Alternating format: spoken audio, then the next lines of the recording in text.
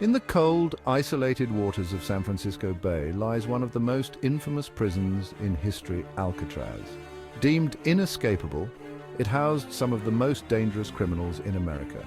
But on the night of June 11, 1962, 3 inmates defied the odds and pulled off one of the greatest prison escapes of all time. This is the story of Frank Morris, Clarence Anglin, and John Anglin, the men who vanished from Alcatraz, leaving behind a mystery that remains unsolved to this day. For over 30 years, Alcatraz served as a federal penitentiary, its cold cells and ruthless guards earning it the nickname The Rock. Escape was believed to be impossible, yet 3 men proved otherwise. Frank Morris was the mastermind. With an IQ that placed him in the top 2% of the population, Morris was no ordinary criminal. He had a history of escaping prisons across the country, but Alcatraz was meant to be the end of the line for him. Joining Morris were 2 brothers, John and Clarence Anglin, both seasoned bank robbers who had tried to escape from other prisons before. The Anglins came from a poor farming family in Florida, and they had been in trouble with the law for most of their lives, but they were resourceful and had an unbreakable bond, which would prove critical in the daring escape plan they hatched with Morris.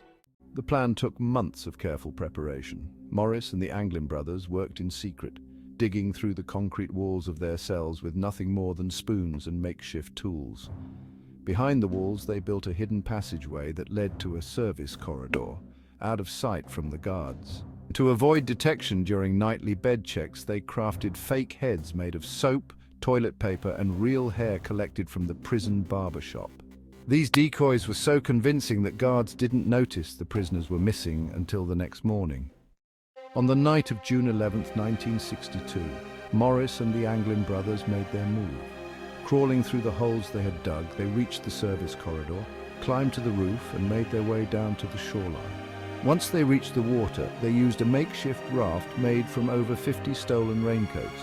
Their goal to cross the treacherous waters of San Francisco Bay and reach freedom on the other side. But what happened next remains a mystery. The trio disappeared into the cold, dark waters and were never seen again. The next morning, the guards discovered the empty cells and sounded the alarm. A massive manhunt ensued, with authorities scouring the bay and the surrounding areas for any trace of the escapees. Pieces of the raft were found washed ashore, but there was no sign of Morris or the Anglins. Did they drown in the icy waters, or did they manage to reach the mainland and disappear into obscurity?